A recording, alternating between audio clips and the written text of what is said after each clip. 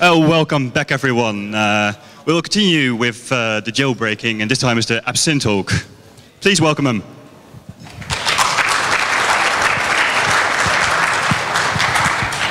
Thank you, everyone, for coming to this second part of our talk.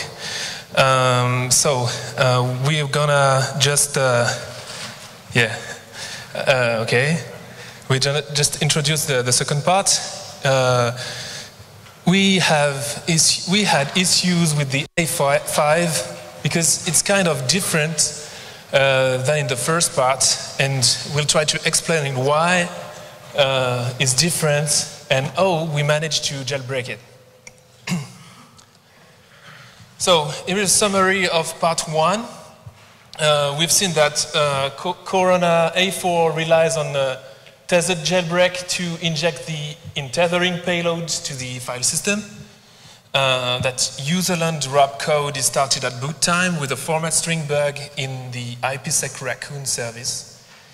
And this is nice because we add this little feature from LaunchD to disable ASLR at boot time, which is right now with latest version of iOS not possible anymore.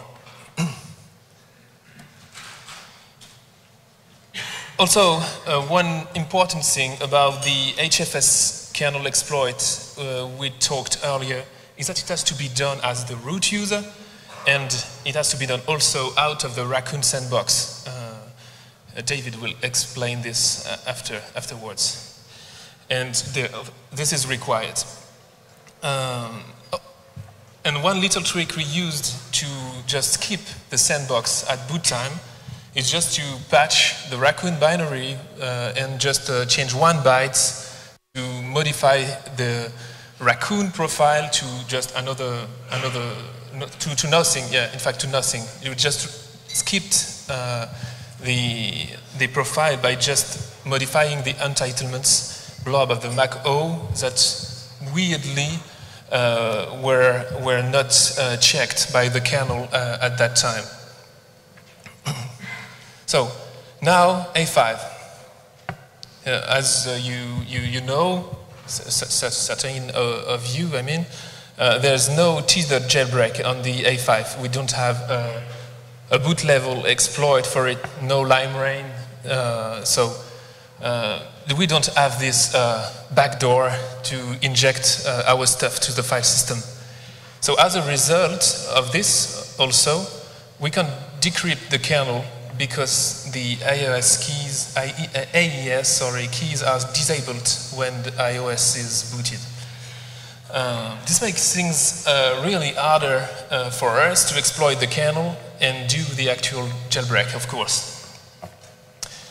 Hopefully, we have found, with some luck, a way to use racoon again as an injection vector for the A5. But that implies that we need to get out of the racoon sandbox, because this time this is the original racoon we're trying to exploit, not the patched one, to remove the root file system, read-write, because by default, of course, it is just read-only. So, what is that? Okay, yeah, there's one slide missing, whatever. I'm introducing Joshua Hill, which will talk of how we managed to inject the payload.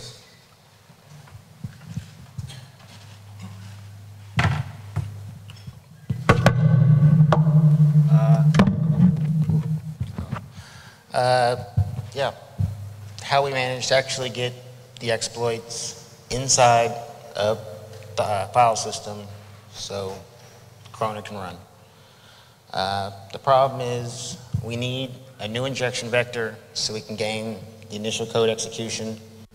The Corona files have to be copied onto the root file system so they can launch every time on boot through a launch daemon.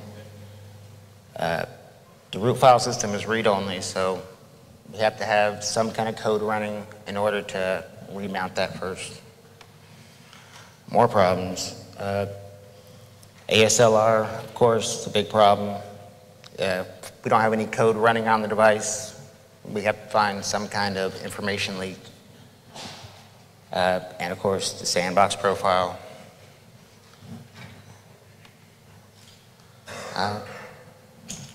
Well, we either need a way to inject commands into the current racoon configuration so we can include our payload,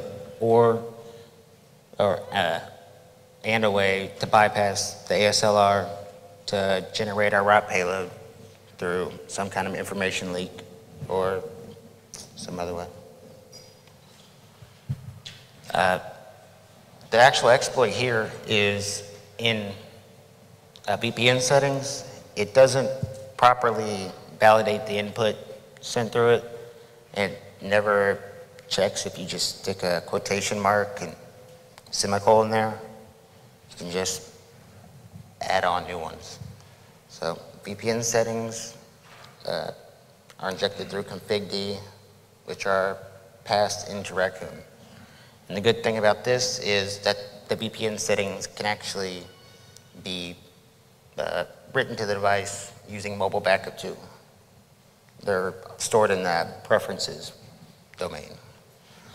Here's an example of the profile after it's been injected. See, just semicolon or parentheses, semicolon, percentage sign in, easy crash. Unfortunately, the user build we use is limited to 255 characters, so it's not really enough to stick our huge route payload in there. But we can use the include command and actually get it to load a configuration from another file. Only problem with that is sandbox profile, extremely strict. So there's very few places you can read or write to from within racoon. So we need to find basically some place that allows us to upload from off the device, but still allow racoon to read it based on this sandbox.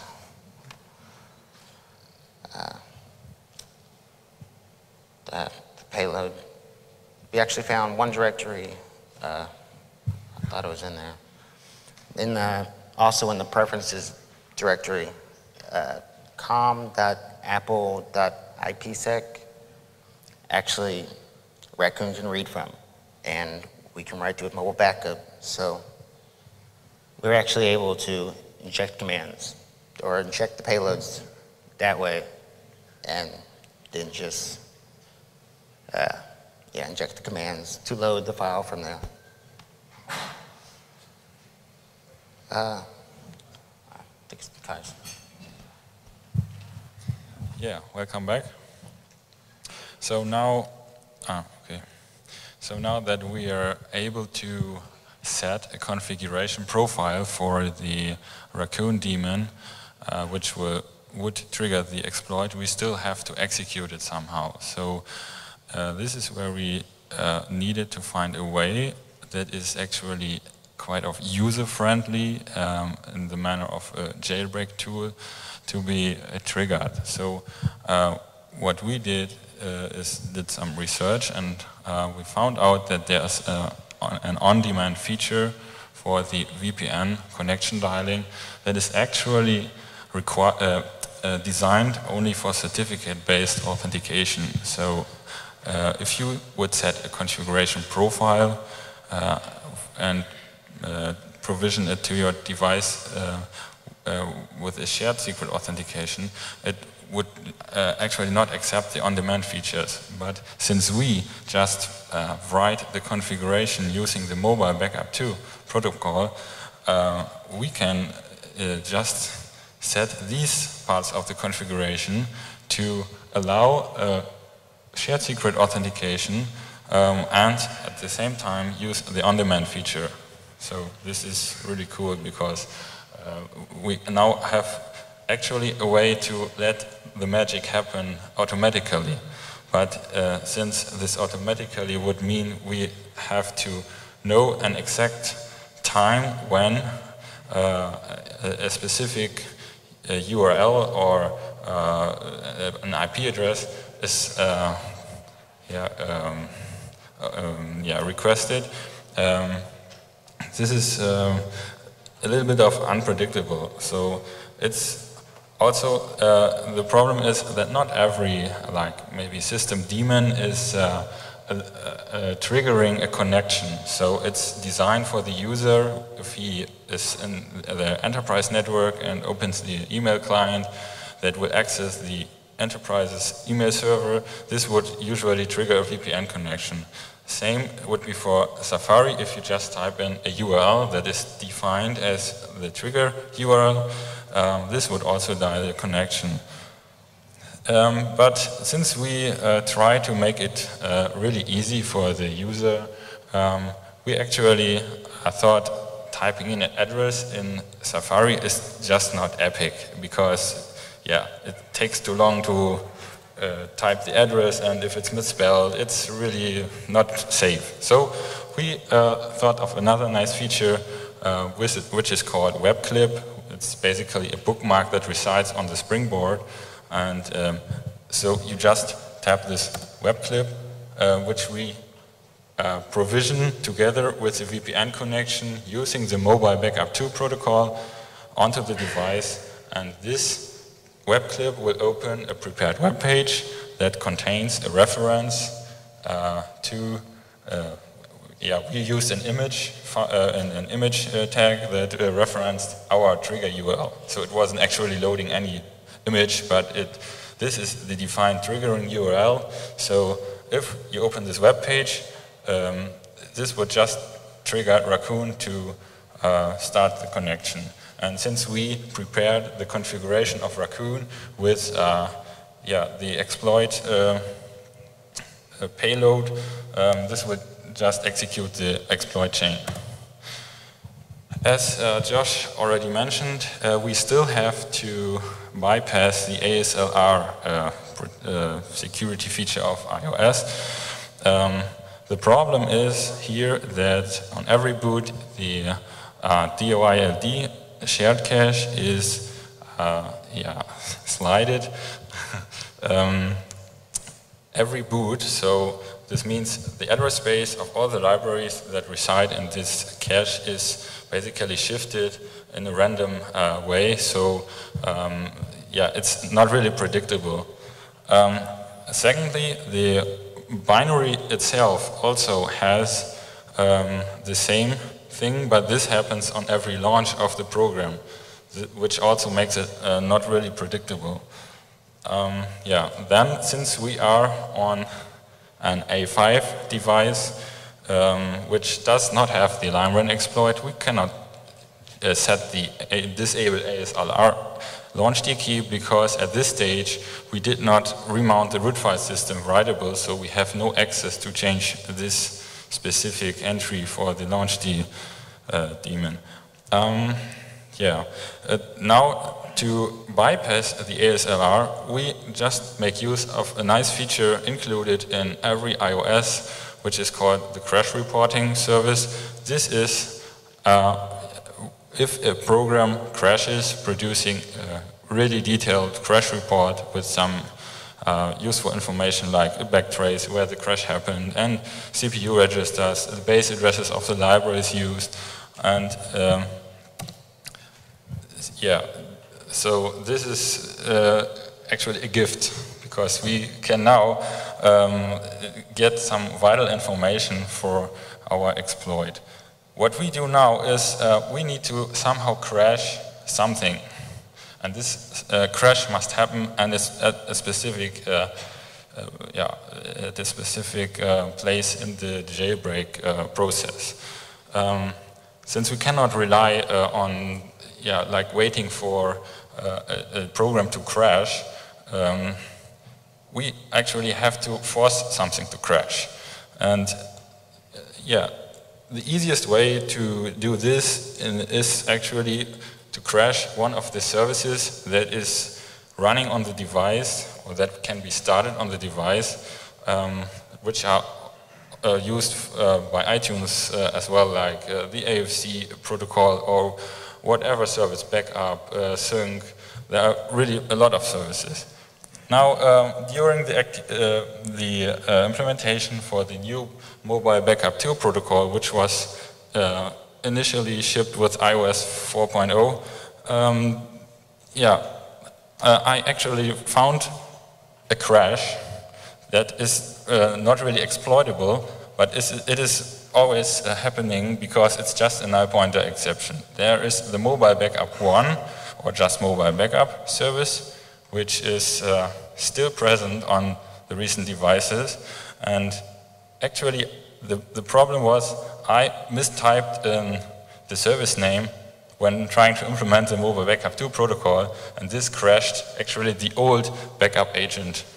And this is how we found a crash that was really suitable for our purpose. Okay, now that we are able to force a crash at command, basically, we can we still need to get this crash report somehow. And what we do is actually nothing else what iTunes also does. If a crash happens, the device stores this crash report. If you attach your device to your computer, iTunes will copy over the crash reports. And for this purpose, we have two services. One is the crash report mover, which will just move the stored crash reports from the original location to another location, which is then available as a ch-rooted environment for the crash report copy service, which is nothing more than just a plain AFC service that allows to access these files. You can copy them, you can delete them, you can even write new files into this location. Yeah, that's basically it. So now we can just copy all of these crash reports and you just parse them. And yeah, since this crash report contains the addresses for the libraries, we can pick one of the libraries and use a known address of a function to get the slide offset of the ASLR from the DYLD shared cache to being able to generate the payload needed for Raccoon. Yeah, this part is for David. All right, thanks. So my part of the presentation is breaking out the XMU sandbox. And as Josh and Nikias have showed you, that we now have the ability to, on a stock A5 device, to execute Raccoon with a configuration file of our choosing. Unfortunately, the stock copy of Raccoon is still Sandbox. And in order to launch the kernel exploit, we'll need to break out of the sandbox. So this shows you how. So what is the sandbox? It's codenamed Seatbelt. It's based off the trusted BSD mandatory access framework, or at least part of it is. It's actually split into two different parts. One is a kernel extension called sandbox.kext, and the other is these mandatory access control. And the sandbox.kext is actually the brains of the sandbox, whereas the Mac framework is how the sandbox actually enforces the sandbox policies. So how does the Mac framework enforce sandbox policies? Well, in a lot of these kernel interfaces that face the user land, a lot of these calls, when the kernel is compiled with a config mac f flag, they all call these various different functions that check if that particular process is allowed to perform a certain action. So these Mac checks are enforced on a process-by-process basis. And as you can see, there's a lot of different checks and a lot of granularities in how much they can be, how access can be controlled. So as you saw in the previous slide, when you make any relevant kernel interface, call one of those checks before performing an action. And you can see in the previous slide that there are a lot of different categories. So basically it hooks into every conceivable part of the system. You know, the file, interaction with the file, POSIX semaphores, system5 message queues, sockets, like all of these things, IOKit. But the Mac framework doesn't really do anything by itself.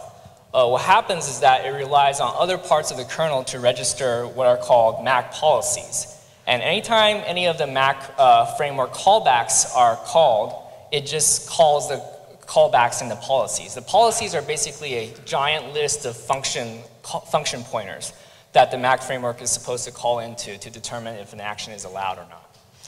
So then we get to the Sandbox kernel extension, and it is a registered MAC policy. When it's initialized, it registers itself as a MAC policy, and it has a giant list of functions that are called into it to determine whether a particular process is allowed to do anything. The way that the Sandbox kernel extension determines whether a program is allowed to do something is in a few ways. First, processes can opt in through the Sandbox API. There's a function called sandbox init that's part of the OS X library that can have a process opt in to a particular Sandbox profile, which determines what things it's allowed to do or not. Entitlements, as you saw earlier, it's a property list attached to every single Mako binary on OS X and iOS that determines, that has a list of properties, entitlements that the process is allowed to do. And one of the entitlements is what Sandbox profile to use. Or if an application is launched from bar mobile applications, which is where all the App Store apps are installed, then the container sandbox. The container sandbox is the default sandbox for App Store apps that's enforced.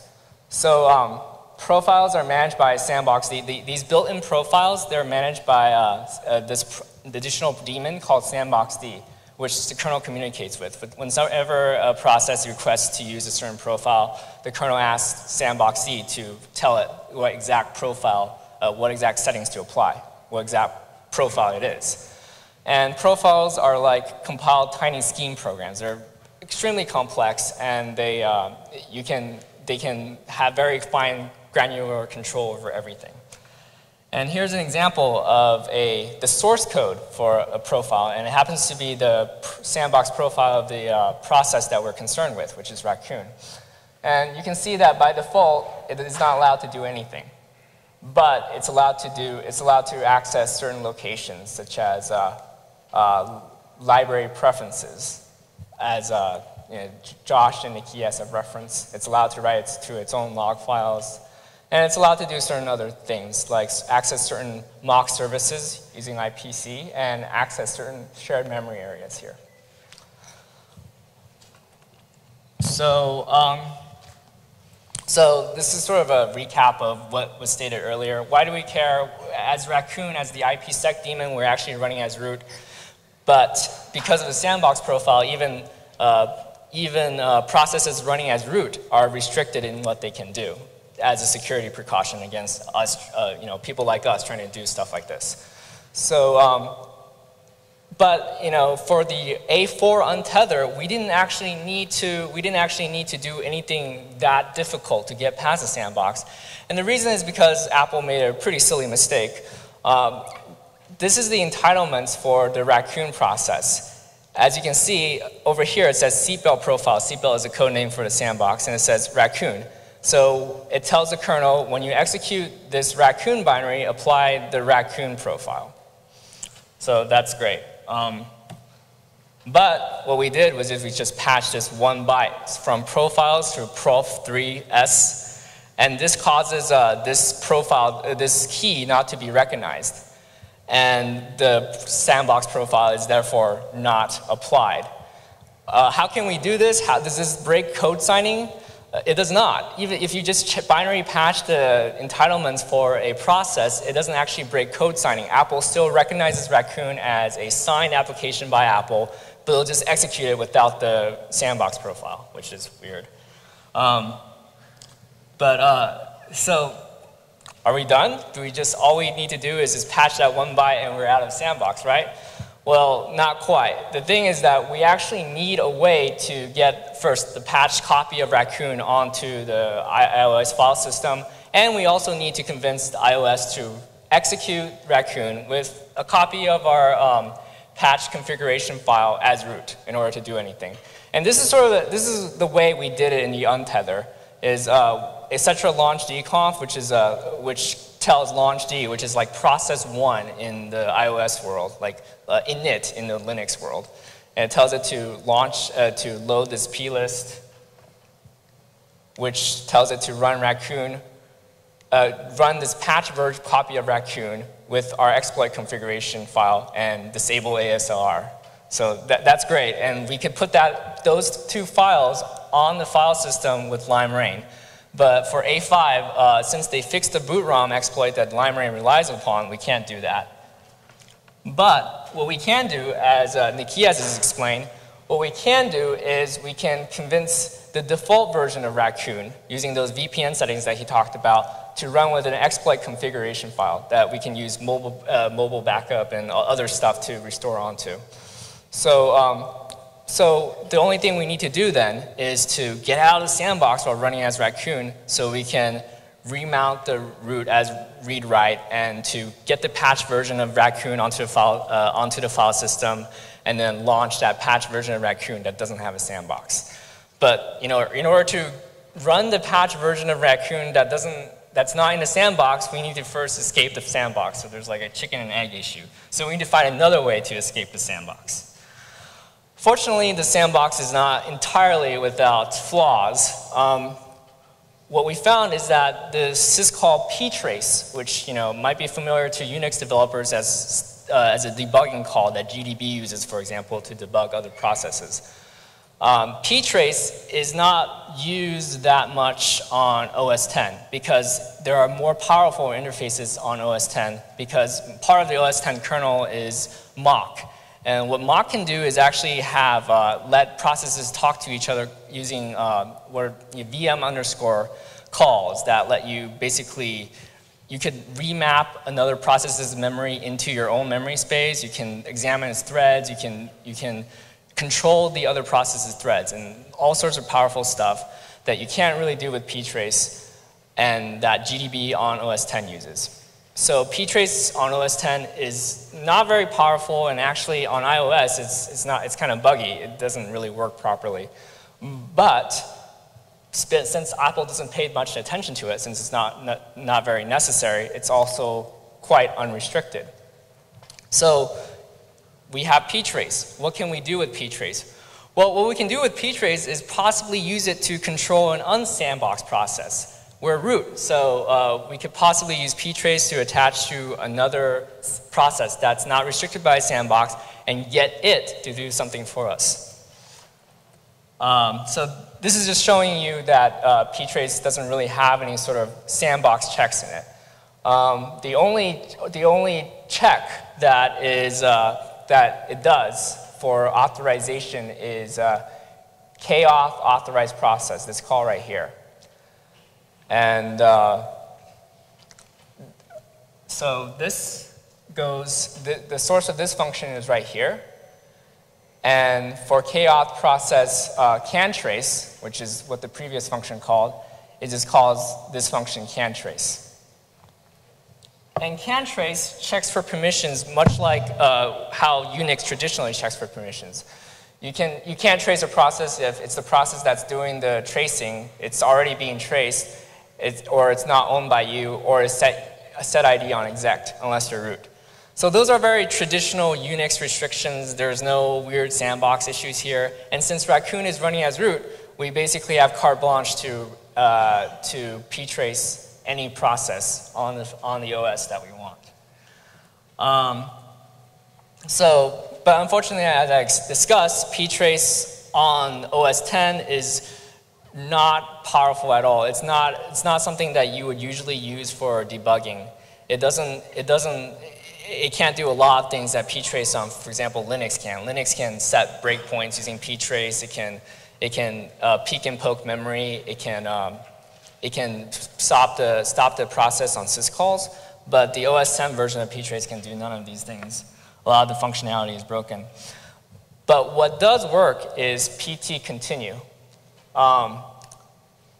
It can't single step through a process because on iOS, thread set single step always returns failure. Actually, it does nothing but return failure. So when it gets here, when the function gets here, it will always return error not supported, and then leave the execution. But before you do that, before it does that, it actually successfully calls thread set entry point. And all this function does is in the structure for the thread in the kernel, in the structure that saves the register state of the thread, it just sets the PC to whatever you want. So basically, what we can do with this is control the PC, control the program counter of any other process. So even it successfully sets the PC and then errors out, but the PC setting that it does set remains active. So what are the limitations of what we can do with this method? Well, we can control PC, but only on the first thread, because Ptrace doesn't have any facilities for selecting what thread of a process we control.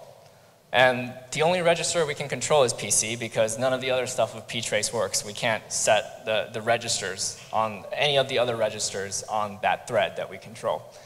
And also another thing that really bothered us and took us a long time to figure out is we can't switch between ARM and thumb mode. And this is IDA dump of thread exception returns, which is how all functions on iOS return from syscalls and so on. This demonstrates why you can't switch between ARM and thumb mode.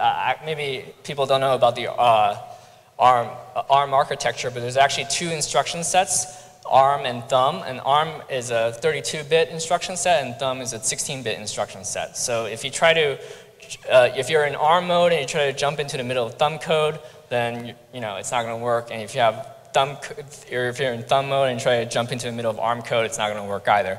You actually have to set a bit inside a special register called CPSR, the thumb bit, which sets the processor mode and the instruction set that it uses. And this function is how all of the processes return from syscall. So this part is load 0x40 into R4. And 0x40 is where the previous CPSR was stored. And this is stored into SPSR, which is the saved CPSR register. And when you return from an instruction, move LR to PC, this SPSR setting is restored to CPSR. So in that way, whatever thumb mode that was stored in 0x40 is going to be active after this function returns. So even if you can set PC, like a thread set entry point sets this value right here, and this gets written to PC. Even if you set PC, the thumb bit is still whatever it was when you entered when the process was interrupted, when there was a context switch. So this is why you can't switch between ARM and thumb mode using that method. So how can we use this control over PC for evil? How can we do what we want with it? So racoon is root. We can manipulate any other process, including non-sandbox ones. And we can control PC, so maybe we can use ROP. But for ROP to work, you need two ingredients. One, you need to control stack, and then one you need to, the other is you need to control PC.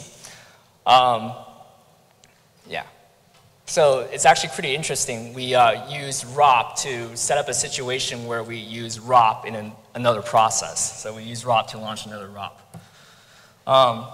So here's how we selected our victim. Our victim process for racoon is notify-D. And notify-D is a core component of Apple's notification system.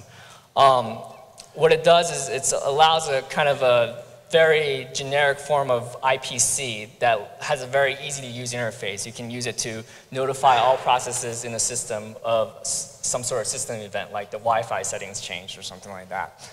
And almost all processes can talk to notify-D. And also they have access to notify-D's shared memory area. So if we can use this shared memory area to have racoon write write an arbitrarily large stack for notifid's ROP into it, and then we can tell notifid to pivot to that shared memory area and ROP from there, so we don't have any space limitations. We can also get stuff onto notifid stack via mock IPC, which is how mock IPC is how every process normally talks to notifid. And also, another useful thing that we can do with notifid is that we can make it block deterministically and also have have whatever we want deterministically on the stack at the same time. So I'm going to show you, I'm going to prove these 4 points in the next slides. So this is the profile for Raccoon again. As you can see over here, we are allowed to look up the notification center mock service. And we're allowed to access the notification center shared memory area. So notifid is allowed to interact with, Raccoon is allowed to interact with notifid. And here is the source code for a part of notifid called service mock message. And it's the main server loop that listens to all the requests, all the mock requests coming in and responds to them. And as you can see, it receives a message over here and uses these stack buffers to receive the message. RBuff is where the received message sits, and SBuff is where notifid's reply is going to be. So our message comes in over here, and then it tries to send a reply over here. And an interesting part of the mock messaging system is that the queue for the messaging system by default is only 5 messages deep.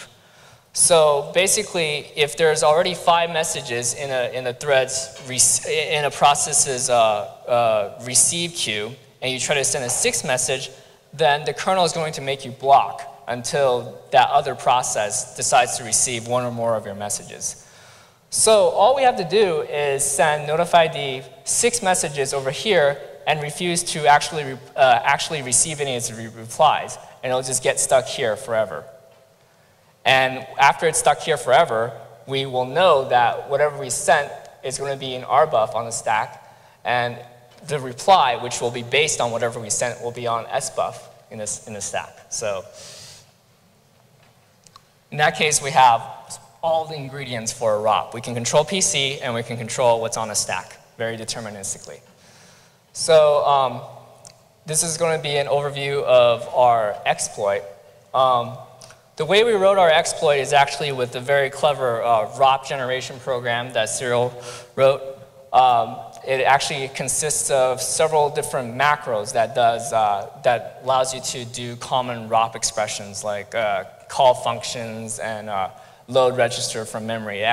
It's almost like a ROP compiler targeted towards Raccoon format strings in particular. So it was very easy to generate all sorts of complex ROP programs in. I don't have time to take you through the full source of the exploit generation, the ROP generation, but basically the idea of the ROP inside Raccoon is that first we create a non-sandbox version of Raccoon and put it in a place where we can write in change mode so that it's executable. Then we have to find the notifid PID. Then we put notifid's main thread on the IPC thread. Because remember, we can only control the main thread of the victim process. And as it happens, service mock message is actually not the main thread, it's the 2nd thread. The 1st thread is actually a thread that just does nothing but listens to POSIX signals like SIG user 1, SIG user 2, and does some, dumps some data when it receives those signals. So we don't want to control that thread, we want to control a 2nd thread. So what we can do is we can make that thread end by changing its PC to _ BSD thread terminate. I didn't put it on the slide, but this causes the 1st thread to terminate, leaving the 2nd thread as the main thread, and then we can directly control that thread. So then we block notifid with our exploit IPC message, which has the beginnings of the stack, and then after notifid is blocked, we can write the rest of the ROP stack to the shared memory area, and then we can set PC to somewhere that does the proper thing to the stack that we set up using the exploit IPC message and the shared memory area, and launch the exploit that way.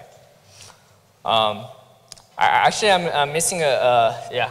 Actually, no. I'll just talk about it later. So this part is where I basically walk you through the ROP that happens inside notifid that we set up. The painful search for ARM gadgets.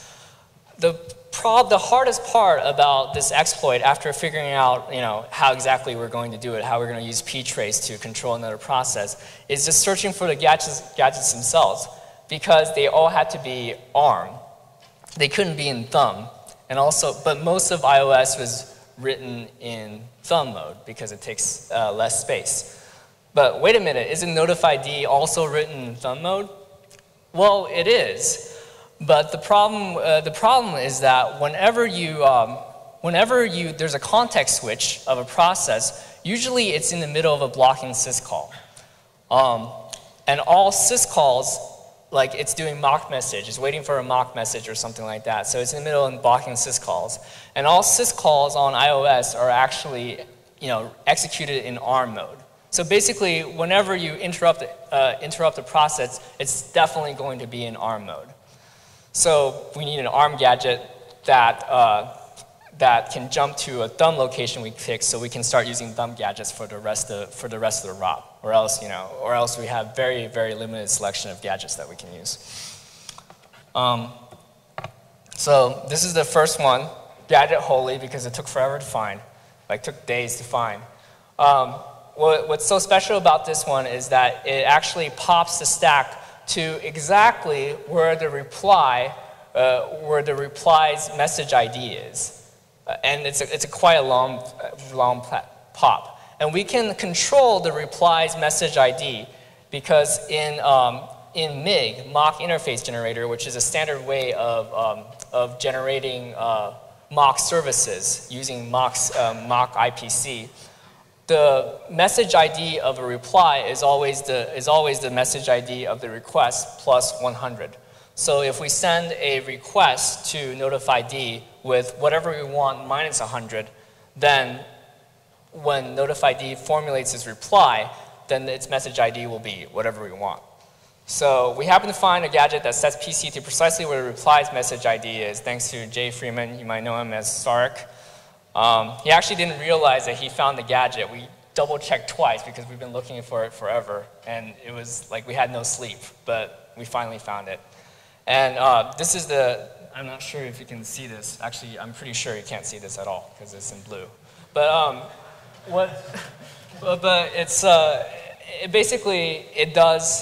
it adds A to the SP, then loads a bunch of stuff into floating point registers and double precision floating point registers, which take up a lot of space. And then it pops some more registers, and it pops a bunch of registers and PC at the end. And pop can do an ARM thumb switch. So whatever we put where we pop PC, we can switch into thumb mode from ARM or whatever we want. So this is actually the stack of notifid right when we interrupt it. At the top is mock message trap, which is the syscall. It's the wrapper around the syscall inside the libraries, the system libraries.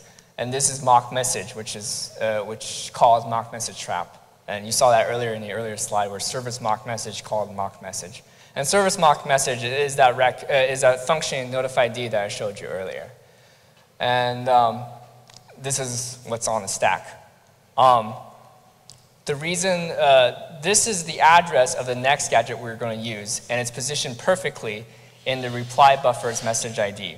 And the reason we did that is the minus 100 trick that I said earlier. And data 0 is MIG bad ID because this is not actually a valid mock message that notifid recognizes. So this is the state of the stack right before we set the PC of notifid using Ptrace to gadget holy.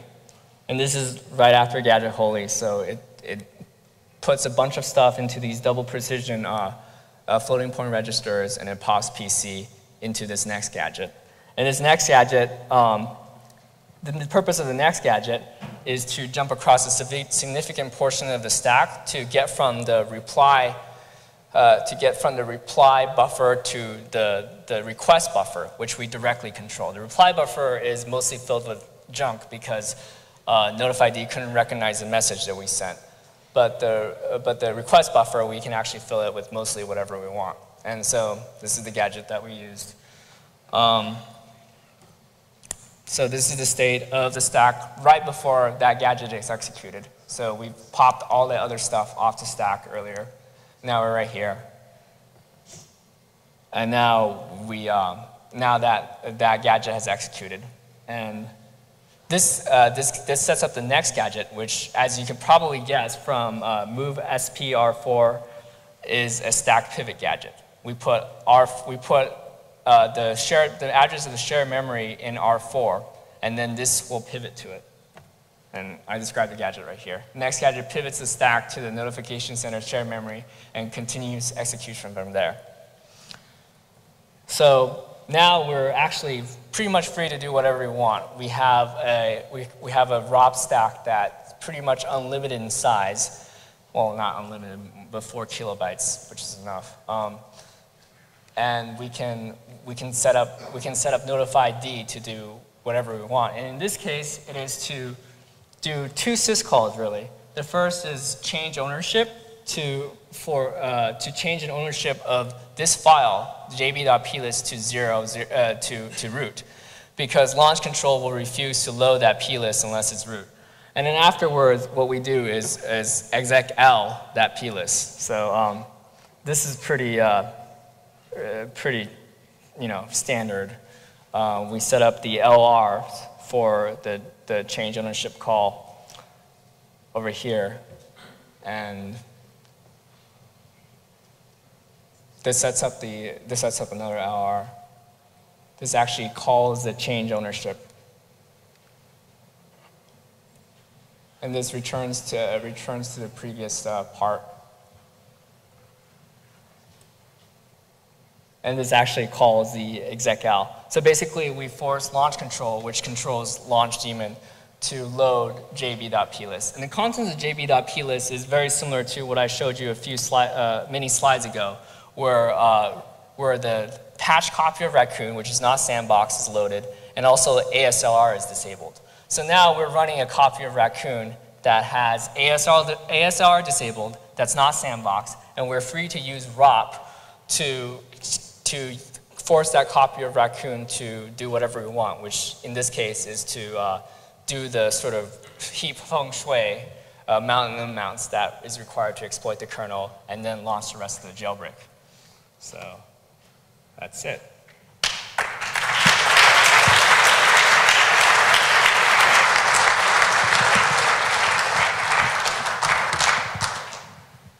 Questions?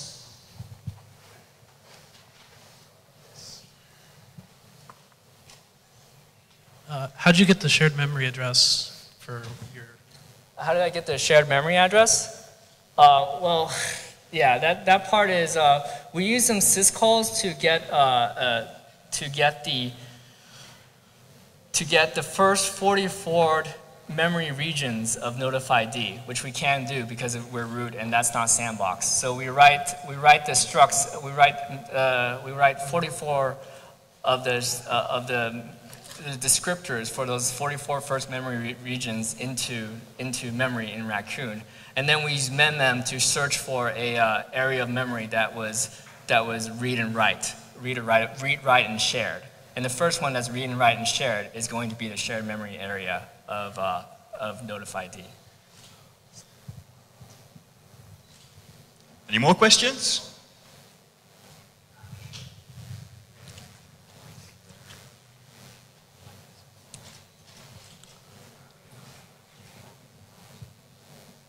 Can this be used for unfettered jailbreaks, for forensics?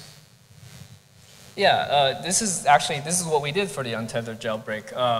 Nikias showed you how we could load the exploit configuration file onto a completely unjailbroken phone, and actually you're talking about untethered jailbreaks. Yeah, so what we do is after this is done, we just load the etc launchd.com file, and also we install the launchd plist. And this way, every time it boots, it runs that patch version of Raccoon with that exploit configuration that then patches the kernel. So every boot, it launches Raccoon, which then patches the kernel. So that's an untethered jailbreak right there.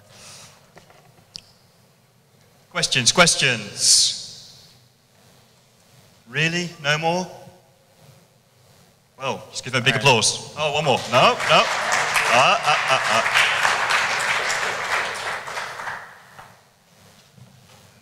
Hi. I don't want to ask any special question. I just wanted to say good work. Thanks. Right, thank him.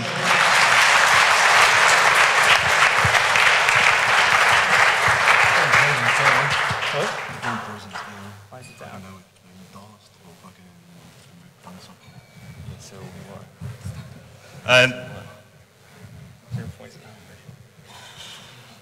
Hey, what are you doing, guys?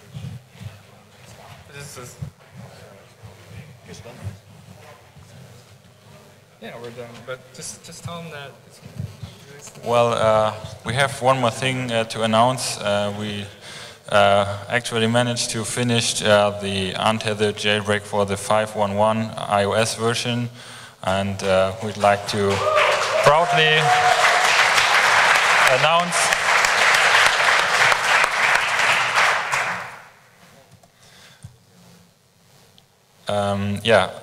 as I said, we'd like to announce the untethered jailbreak for 5.11. The problem is, right now the green poison site is down for some reason, but we actually finished the work, and it's available for download as soon as we manage to get the server back online. I think someone hacked us.